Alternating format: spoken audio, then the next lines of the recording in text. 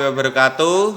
Saya Andaristi Wahyu dari kelompok 7 ingin mempresentasikan tentang pengukuran kinerja supply chain berdasarkan proses inti pada supply chain operation reference atau SCORE dari PT Arta Wenasakti Gemilang Malang. Yang pertama yaitu metode penelitian atau pengumpulan data.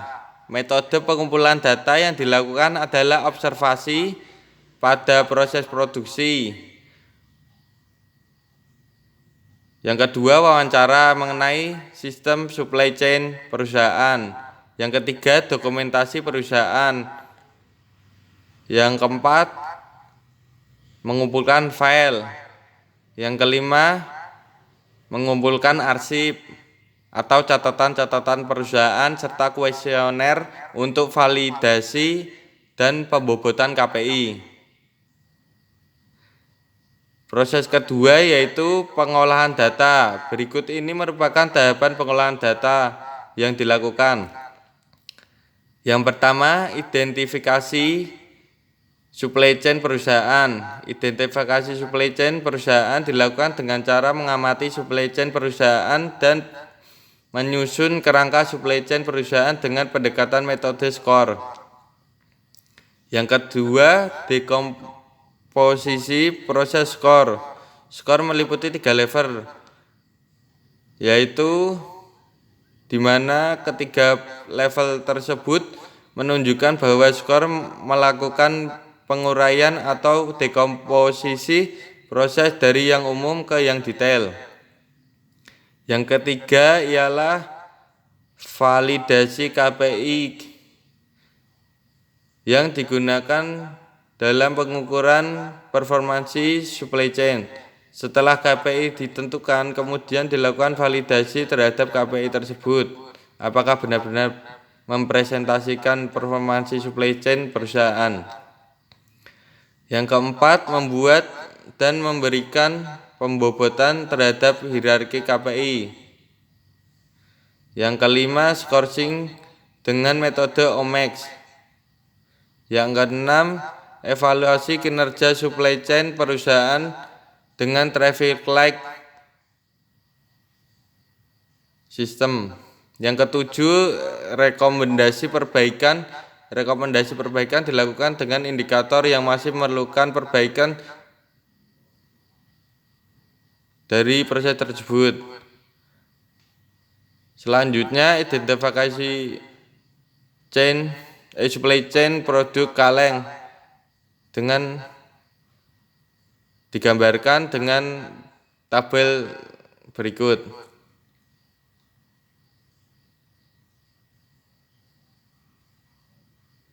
Dari gambar tadi dapat diketahui bahwa aliran informasi terjadi pada saat konsumen menerbitkan surat purchase order pada PT Arta Wenasakti Gemilang yang diterima oleh bagian pemasaran. Kemudian bagian pemasaran mengkonfirmasi pada pihak pengadaan mengenai persediaan bahan baku perusahaan.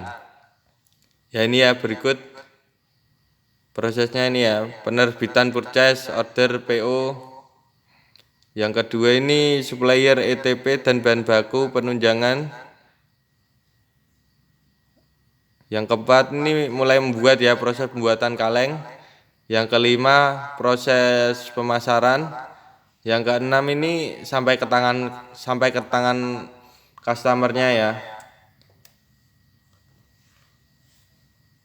Berikut akan dijelaskan oleh rekan saya Alivia Yudiania.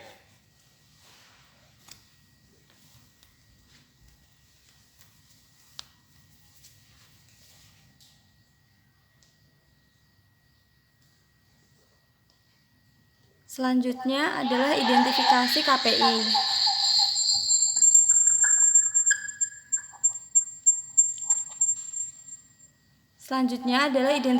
KPI.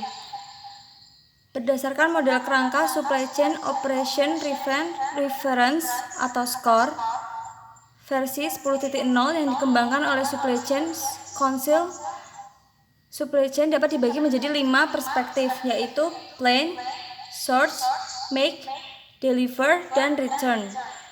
Dari masing-masing perspektif terdapat 5 dimensi, yaitu reliability, responsive, agility, cost, dan asset. Perhitungan pembobotan. Pada proses pembobotan, data dikumpulkan dalam bentuk kuesioner dan brainstorming dengan pihak manajemen perusahaan. Proses pembobotan tersebut terdiri dari 3 level, yaitu 1. Level 1 merupakan pembobotan untuk masing-masing perspektif, yakni antara perspektif plan, source, make, deliver, dan return. 2. Level 2 merupakan pembobotan untuk masing-masing dimensi dari masing-masing perspektif supply chain. Adapun dimensi-dimensi tersebut adalah dimensi reliability dan responsiveness pada tiap-tiap perspektif supply chain. Ketiga, level 3 merupakan pembobotan untuk masing-masing KPI dari masing-masing dimensi dalam masing-masing perspektif. Pembobotan perspektif. Pada level 1 dilakukan pembobotan pada 5 perspektif skor, yaitu plan, source, make, deliver, dan return. Hasil pembobotan dapat dilihat pada tabel ini. Selanjutnya ada pembobotan dimensi. Pada level 2 dilakukan pembobotan dimensi untuk masing-masing perspektif pada skor, yaitu dimensi reliability dan responsiveness. Hasil pembobotan tersebut dapat dilihat pada tabel berikut. Selanjutnya adalah pembobotan KPI. Pada level 3 dilakukan pembobotan pada masing-masing KPI. Hasil pembobotan KPI dapat dilihat pada tabel 3. Untuk memperoleh pembobotan yang mencakup nilai bobot masing-masing KPI, maka dilakukan perhitungan untuk perkalian bobot dari ketiga level tersebut. Contohnya adalah sebagai berikut.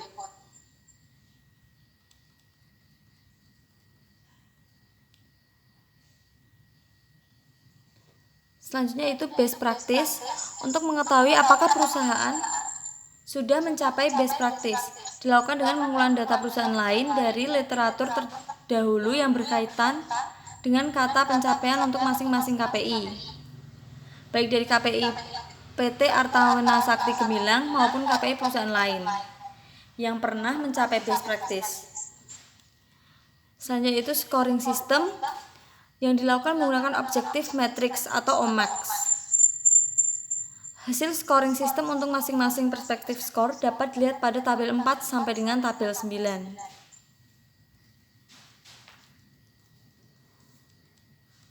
Langkah perhitungan yang sama dilakukan untuk memperoleh nilai pada masing-masing level untuk KPI lainnya.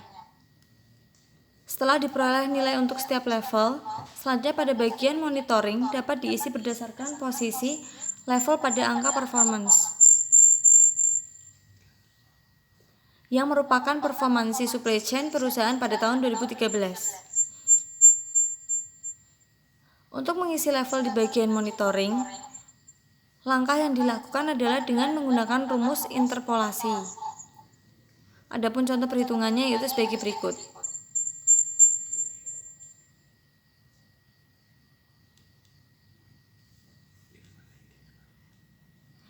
Selanjutnya dijelaskan oleh rekan saya, yaitu Irfan Fauzi.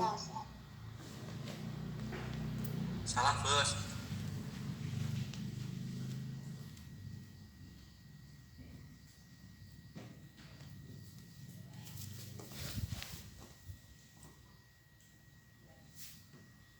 Berada pada KPI PRL 3.1 dengan skor pencapaian sebesar 3,34.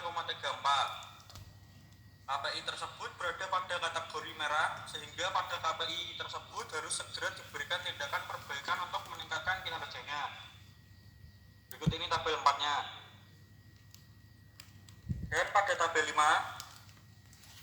dapat diketahui bahwa nilai scoring system yang terendah berada pada KPI SRL 2.1 dan SRL 2.3 dengan skor pencapaian sebesar 7,46 dan 5,58. KPI tersebut berada pada kategori kuning, di mana nilai pencapaiannya hampir mencapai target, namun tetap masih di bawah target, sehingga pada KPI tersebut perlu diberikan tindakan perbaikan untuk meningkatkan kinerjanya. Dan pada tabel 6 dapat diketahui bahwa nilai scoring system yang terendah berada pada KPI MRL 2.6 dengan skor pencapaian 3,38. KPI tersebut berada pada kategori merah, sehingga pada KPI tersebut harus segera diberikan tindakan perbaikan untuk meningkatkan kinerjanya. Berikut dapat dilihat tabel 6. Selanjutnya pada tabel 7 dapat diketahui bahwa nilai scoring system yang terendah berada pada KPI DRL 2.4 dengan skor pencapaian sebesar 7. KPI tersebut berada pada kategori kuning, di mana nilai pencapaian hampir mencapai target, namun tetap masih di bawah target, sehingga pada KPI tersebut perlu diberikan tindakan perbaikan untuk meningkatkan kinerjanya. Selanjutnya pada tabel 7. Pada tabel 7 diketahui bahwa nilai scoring sistem terendah pada KPI DRL 2.4 dengan skor pencapaian 7. KPI tersebut berada pada kategori kuning, di mana nilai pencapaiannya hampir mencapai target namun tetap masih di bawah target, sehingga pada KPI tersebut perlu diberikan tindakan perbaikan untuk meningkatkan kinerjanya. Pada tabel 8 dapat diketahui bahwa nilai scoring sistem yang terendah berada pada KPI RRL 1.1 dan RRL 1.4 dengan skor pencapaian sebesar 7,7 dan 5,78. KPI tersebut berada pada kategori kuning, di mana nilai pencapaiannya hampir mencapai target, namun tetap masih berada di bawah target, sehingga pada KPI tersebut perlu diberikan tindakan perbaikan untuk meningkatkan kinerjanya. Setelah dilakukan pengukuran kinerja supply chain secara keseluruhan, diperoleh nilai indeks total 7,48. Berdasarkan traffic light system, nilai indeks total berada pada kategori kuning, yang menunjukkan bahwa performansi supply chain perusahaan secara keseluruhan belum mencapai performa yang diharapkan, meskipun hasilnya mendekati target yang ditetapkan. Dengan demikian, pihak manajemen harus berhati-hati dengan adanya berbagai macam kemungkinan yang dapat menurunkan performansi supply chain perusahaan dan tetap melakukan peningkatan performansi secara terus-menerus. Untuk hasil pengukuran kinerja supply chain perusahaan secara keseluruhan dapat dilihat pada tabel 9.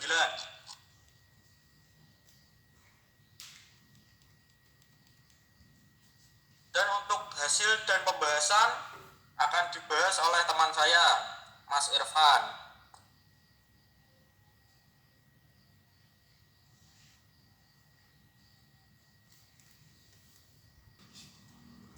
Analisa hasil pengukuran kinerja supply chain. Dari hasil pengukuran kinerja masing-masing KPI dengan perhitungan OMAX dan traffic light system, dapat diketahui bahwa KPI yang termasuk dalam kategori hijau sebanyak 18 KPI. Kategori hijau mengindikasikan bahwa performa KPI tersebut sudah mencapai target yang telah ditetapkan oleh perusahaan, sehingga harus tetap dipertahankan bahkan ditingkatkan agar mencapai dari masing-masing KPI. KPI pada kategori merah karena nilai pencapaiannya sangat jauh di bawah target. KPI tersebut adalah presentasi tingkat penyimpangan permintaan aktual dengan jumlah perencanaan produksi. Berikutnya rekomendasi perbaikan. Adalah beberapa rekomendasi perbaikan yang dapat dilakukan oleh perusahaan berdasarkan hasil analisa menggunakan traffic light system. Yang pertama, presentasi tingkat penyimpangan permintaan aktual dengan jumlah perencanaan produksi.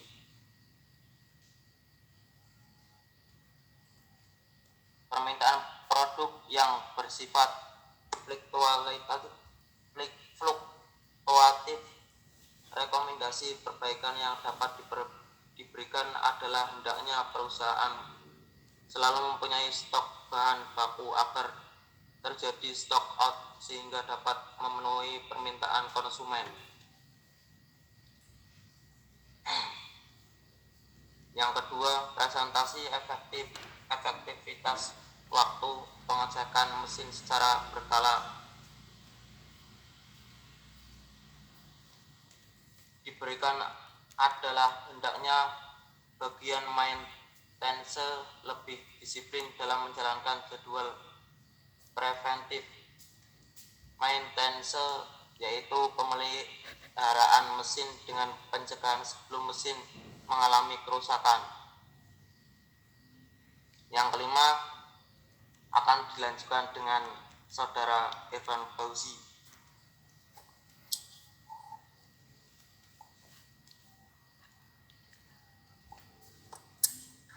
Ya, selanjutnya kesimpulan yang dapat diambil dari penelitian ini berdasarkan hasil pengolahan data dan analisa pembahasan adalah sebagai berikut.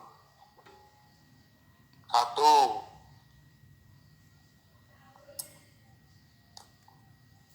Maaf, tadi kameranya kebalik. 1. Dari hasil pengukuran kinerja supply chain dengan menggunakan metode supply chain operation preference atau skor, terdapat 31 KPI, yaitu 6 KPI untuk perspektif plan, 7 KPI untuk perspektif source, 9 KPI untuk perspektif make, 4 KPI untuk perspektif deliver, dan 5 KPI untuk perspektif return.